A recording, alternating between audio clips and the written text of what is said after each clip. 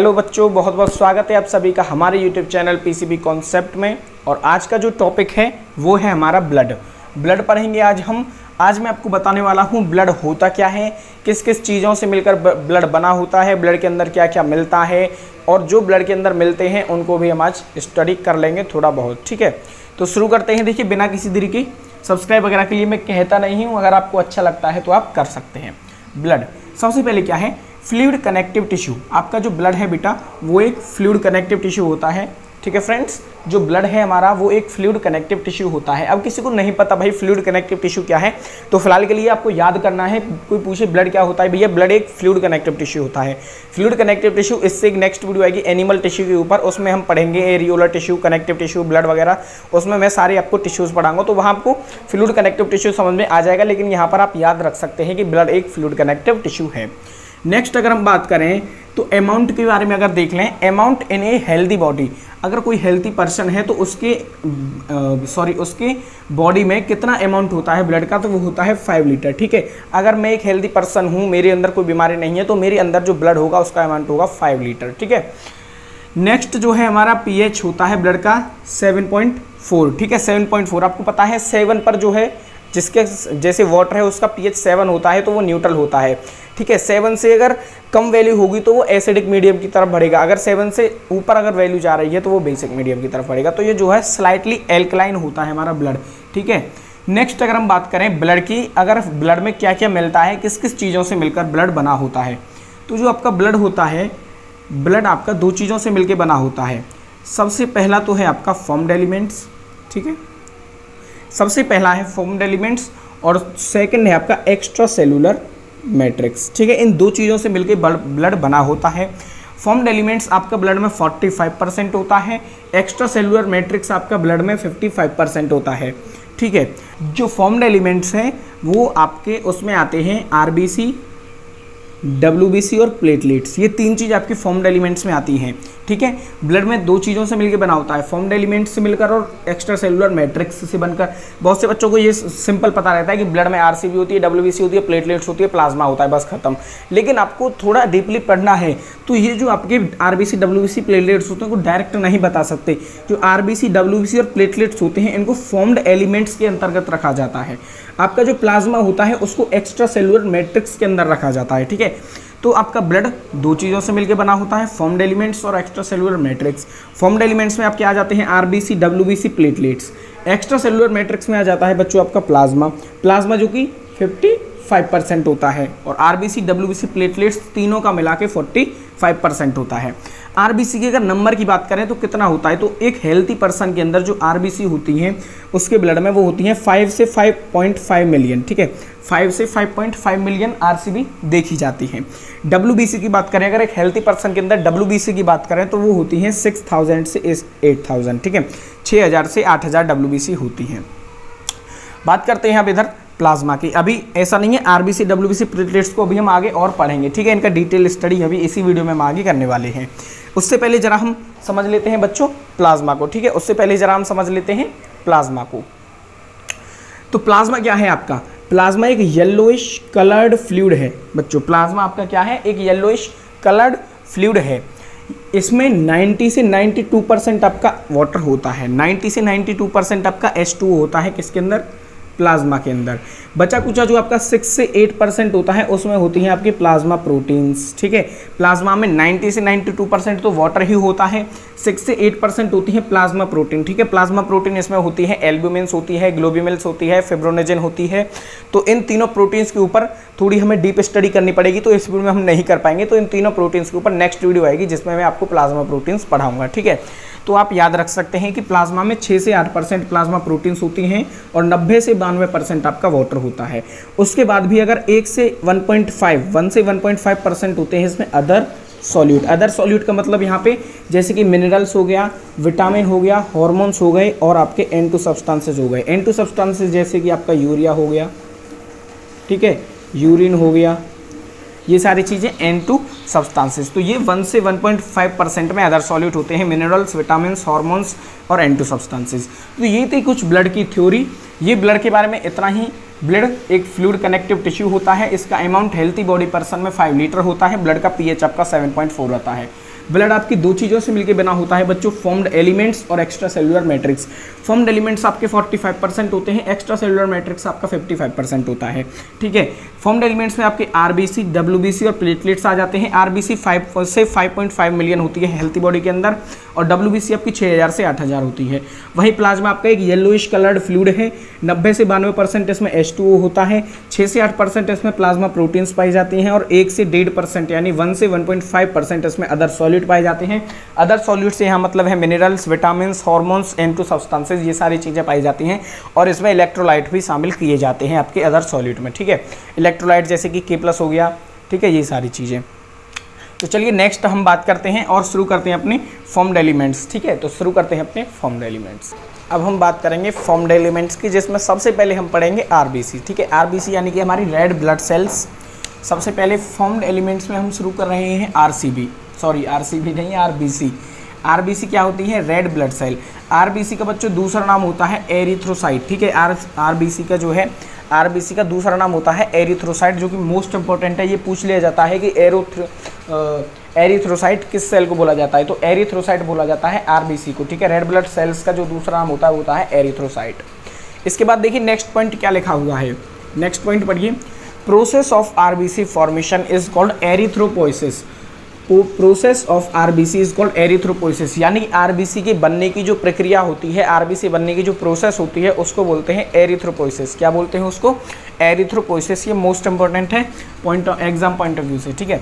इसके बाद नेक्स्ट देखिए, आरबीसी जो फॉर्मेशन होता है बच्चों, जो आरबीसी हमारी बनती है, सबसे पहले बात करेंगे हम एम्ब्रियोनिक कंडीशन। एम्ब्रियोनिक कंडीशन से आपको समझना है कि जब हम मदर के वूम में रहते हैं, ठीक है, जब फीटस होते हैं हम, ठीक है, वो होता है हमारा एम्ब्रियोनिक कंडीशन, जब हम एम्ब्रियो रहते हैं। तो एम्ब्रियोनिक कंडीशन में जो पहली आरसीबी बनती है, जो एम्ब्रियोनिक कंडीशन में जो फर्स्ट आरसीबी बनती है, पहली बार जो आरसीबी बनती है वो बनती है यॉर्क सैक में, ठीक है।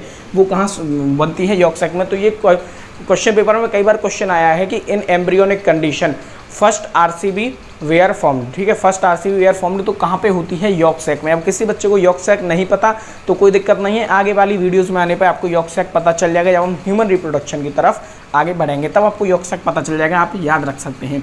उसके बाद जब बच्चे का बर्थ हो जाता है, ठीक है, आफ्टर बर्थ, जब बच्चे का बर्थ हो जाता है, आफ्टर बर्थ जो एरिथ्रोपोइसिस होती है, यानी कि आरबीसी फॉर्मेशन, ठीक है, मैंने बताया ना आरबीसी फॉर्मेशन को एरिथ्रोपोइसिस बोलते हैं। तो आफ्टर बर्थ जो एरिथ्रोपोइसिस होती है वो कहाँ होती है? रेड बोन मैरो में, ठीक है। जब बच्चे का जन्म हो जाता है उसके बाद उसकी जो आरबीसी होती है वो कहाँ पे बनती है? उसकी रेड बोन मैरो में, ठीक है, फिर हमेशा रेड बोन मैरो में ही बनती है। लेकिन एम्ब्रियोनिक कंडीशन में जो आरसीबी होती है वो यॉर्क सैक में बनती है। फर्स्ट आरसीबी कहाँ बनती है? यॉर्क सैक में। नेक्स्ट पॉइंट क्या है? नेक्स्ट पॉइंट समझ लेते हैं। RBC contain haemoglobin which helps in transport of oxygen, ठीक है। जो आरबीसी होती है इसके पास एक पिगमेंट होता है जिसको हीमोग्लोबिन बोलते हैं। आपने भी सुन रखा होगा कई जगह हीमोग्लोबिन।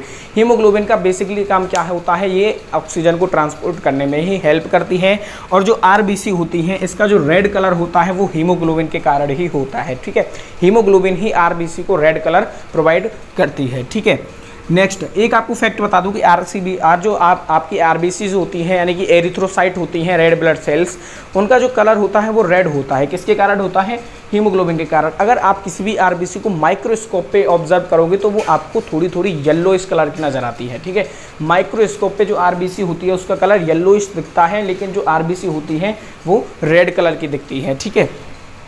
आरबीसी के शेप की बात कर लें तो बाई कॉन्केव होता है, आपने पढ़ा होगा कॉन्वेक्स कॉन्केव मिरर, तो ये बाई कॉन्केव होती है इसकी शेप। इसके बाद नेक्स्ट देखिए, RBC does not have nucleus. RBC के पास न्यूक्लियस नहीं होता। आरबीसी क्या है? एक सेल ही तो है, और सेल के पास तो न्यूक्लियस होना ही चाहिए, लेकिन आरबीसी के पास न्यूक्लियस नहीं होता है, ठीक है। ये इंपॉर्टेंट पॉइंट है। RBC does not have nucleus and do not have cell organelles. ना इसके पास न्यूक्लियस होता है, ना इसके पास कोई भी सेल ऑर्गेनल्स, यानी कि ना माइटोकॉन्ड्रिया, ना गोल्जी बॉडीज, ना लाइसोसोम, कुछ भी सेल ऑर्गेनल्स आरबीसी के पास नहीं होता है, ना ही आपका जो है न्यूक्लियस। अब कोई पूछ ले भाई ये क्यों नहीं होता है, तो इसको आप नोट डाल के लिख लें, because to give maximum space to haemoglobin. ये इसलिए नहीं होता है ताकि वो हीमोग्लोबिन को मैक्सिमम स्पेस दे पाए, ठीक है, हीमोग्लोबिन ज़्यादा से ज़्यादा अपने अंदर भर पाए, क्योंकि हीमोग्लोबिन हमारे ऑक्सीजन ट्रांसपोर्ट में हेल्प करती है। हमारा जो ऑक्सीजन हम लेते हैं वो लंग्स के जरिए चले जाता है ब्लड में, ब्लड से कहाँ जाता है वो टिश्यूज़ तक जाता है, ऑर्गन्स तक जाता है, सेल्स तक पहुँचता है ब्लड के जरिए। इसीलिए और जो ब्लड में इसको काम को कौन कर रहा होता है, इस काम को कर रहा होता है हीमोग्लोबिन, ताकि आपकी अच्छी ऑक्सीजन ट्रांसपोर्ट हो। इसीलिए आरबीसी मैक्सिमम स्पेस देती है हीमोग्लोबिन को। तो ये कुछ थी आरसीबी, आप चाहें तो इसको नोट डाउन कर लें, ये मोस्ट इंपॉर्टेंट है। ये आप समझ नहीं सकते कि मैं कितना आपको स्टैंडर्ड लेवल से यहाँ पे चीज़ समझा रहा हूँ, ठीक है। नेक्स्ट हम बढ़ते हैं अपनी डब्ल्यूबीसी की तरफ। अब देख लेते हैं अपनी डब्ल्यूबीसी। डब्ल्यूबीसी मोस्ट इंपॉर्टेंट होती है हमारे ब्लड सेल्स के अंदर। डब्ल्यूबीसी बहुत मेन वर्क करती है, ठीक है। जितनी इंपॉर्टेंट आरसीबी है उससे भी ज़्यादा इंपॉर्टेंट डब्ल्यूबीसी होती है। डब्ल्यूबीसी यानी कि वाइट ब्लड सेल्स, ठीक है, ये तो आपको पता होगा। डब्ल्यूबीसी क्या करती है बच्चों, डब्ल्यूबीसी का काम क्या होता है? WBC performs phagocytosis. WBC perform phagocytosis. WBC जो है वो फेगोसाइटोसिस का वर्क करती है। किसी को नहीं पता फेगोसाइटोसिस क्या होता है, तो फेगोसाइटोसिस से मतलब होता है कि किल्ड अननोन पार्टिकल्स, यानी कि मान लो हमारी बॉडी में कोई वायरस चला गया, हमारी बॉडी में कोई वायरस चला गया जो कि हमारी बॉडी के लिए एक अननोन पार्टिकल है। हमारा इम्यून सिस्टम उस पार्टिकल को नहीं जानता, हमारे इम्यून सिस्टम ने कभी नहीं देखा, तो वो क्या करेगी, कोई भी अगर अननोन पार्टिकल हमारे अंदर जाता है तो डब्ल्यूबीसी उसे किल करने का काम करती है। डब्ल्यूबीसी उसे किल करने का काम करती है, इसी को बोलते हैं फेगोसाइटोसिस, ठीक है। तो WBC perform phagocytosis. WBC has 5 types. जो बच्चों डब्ल्यूबीसी होती है इसकी 5 टाइप्स होते हैं।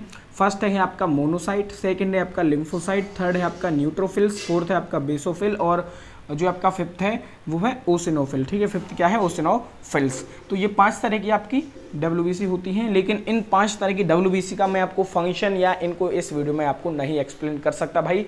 इनके लिए कम से कम 20 मिनट लगेंगे सभी 5 को डिफाइन करने के लिए, वीडियो बहुत लंबा हो जाएगा। तो एक सेपरेट वीडियो लाएंगे आराम से अलग से, डब्ल्यूबीसी की हम टाइप उसमें क्लियर कर लेंगे, ठीक है। तो आप अभी तक इतना याद रख सकते हैं कि डब्ल्यूबीसी के 5 तरह के होते हैं। डब्ल्यूबीसी का मेन फंक्शन होता है WBC protects your body from infection, ठीक है। ये कह लो या ये कह लो यार, बात एक ही है, ठीक है। इन्फेक्शन कोई अंदर जाएगा तो डब्ल्यूबीसी फेगोसाइटोसिस शुरू कर देगी, क्योंकि हमारा इम्यून सिस्टम के लिए वो पार्टिकल अननोन है, हमारा इम्यून सिस्टम उसे जानता नहीं, तो डब्ल्यूबीसी क्या करेगी, उसे मारने का काम करेगी। तो यही हो गया, चाहे तो आप फेगोसाइटोसिस बोल लो या आप ये कह लो कि WBC protects your body from infection, ठीक है। तो ये होते हैं डब्ल्यूबीसी के फर्क। अब नेक्स्ट बात करते हैं अपनी प्लेटलेट। बच्चों यहाँ पे हम कर देते हैं प्लेटलेट को खत्म और इस वीडियो को फिर एंड करते हैं, ठीक है। प्लेटलेट का मतलब क्या है, प्लेटलेट का एक मेन फंक्शन है, आप ये समझ गए तो आपका प्लेटलेट क्लियर हो गया। देखो एक ही लाइन में आपको प्लेटलेट पूरा पढ़ा डालूंगा। देखो, प्लेटलेट्स हेल्प प्रिवेंट ब्लीडिंग या स्टॉप ब्लीडिंग। अब इसका मतलब समझ लीजिए, प्लेटलेट क्या करती है भाई, आप कहीं मान लो बाइक से जा रहे हो, आपका कहीं एक्सीडेंट हो गया, भगवान ना करे आपका कहीं एक्सीडेंट हो जाता है, आपके हाथ में चोट आती है और क्या होता है, आपके यहाँ से ब्लीडिंग होने लगती है, आपकी ब्लीडिंग यहाँ से होने लगती है, यानी कि आपका ब्लड बाहर निकलने लगता है चोट की वजह से। तो क्या होता है, ये जो प्लेटलेट होती हैं इनका काम वहीं पे पड़ता है, ठीक है। प्लेटलेट का काम वहीं पे पड़ता है। कैसे, जब आपकी ब्लीडिंग स्टार्ट हो जाती है चोट लगने की वजह से, तो आपके ब्रेन होते हैं, ब्रेन से एक सिग्नल जाता है प्लेटलेट के पास, ठीक है। प्लेटलेट के पास जैसे ही सिग्नल पहुँचता है तो प्लेटलेट जहाँ पे आपको चोट लगी है, जहाँ पे आपकी इंजरी हुई है, जहाँ से ब्लीडिंग हो रही है, तुरंत वहाँ पे बहुत सारे प्लेटलेट्स पहुंच जाती हैं। तो प्लेटलेट्स क्या करती हैं, वहाँ पे पहुँच के जो आपकी ब्लीडिंग हो रही होती है उसको स्टॉप करती हैं, ठीक है। ब्लीडिंग को प्रिवेंट करती हैं, यानी कि आपके ब्लड को बाहर निकलने से बचाती हैं। वो कैसे होता है, बहुत सारे प्लेटलेट्स वहाँ पहुँच के और आपस में जुड़ के एक क्लम्पिंग सा बना लेती हैं, ठीक है। एक गुच्छा टाइप कुछ बना लेती है जिससे वो वहाँ पे ब्लड ना निकले। तो प्लेटलेट जाके वहाँ पे एक दूसरे को पकड़ के अपना क्लम्पिंग कर लेती हैं, यानी कि कुछ इस तरीके से ऐसे कुछ क्लम्पिंग सा बना देती है, जिससे कि आपकी जो ब्लीडिंग है वो वहाँ पे रुक जाती है, स्टॉप हो जाती है। तो ये काम होता है आपकी प्लेटलेट का। तो ये हो गई बच्चों आपका ब्लड में हमने आप सारी चीज़ें डिटेल में पढ़ ली हैं। बस अब मुझे आपके लिए एक वीडियो लेके आना है जिसमें हम डब्ल्यूबीसी को थोड़ी डिटेल में पढ़ेंगे, उसके 5 टाइप को डिस्कस कर लेंगे हम। प्लाज्मा मैंने आपको पहले ही पढ़ा दिया। तो ये थी कुछ आपकी ब्लड की डिटेल्स। तो अब आपको आई होप कि आपको अच्छा लग रहा होगा, आपको ब्लड के बारे में पढ़ के बहुत अच्छा लग रहा होगा, ठीक है। आपके यहाँ पे एग्जाम में भी इससे बहुत क्वेश्चन बनने वाले हैं। चलिए तो अब यहाँ पे हम चलते हैं, नेक्स्ट वीडियो में मिलते हैं। अगर वीडियो अच्छी लगी तो यार प्लीज़ एक वीडियो को लाइक कर देना, और इतनी मेहनत के बाद यार आपको लगा है कुछ कि हाँ हम कंटेंट दे रहे हैं तो प्लीज़ चैनल को सब्सक्राइब कर लीजिएगा। चलिए बच्चों, मिलते हैं अपनी नेक्स्ट वीडियो में।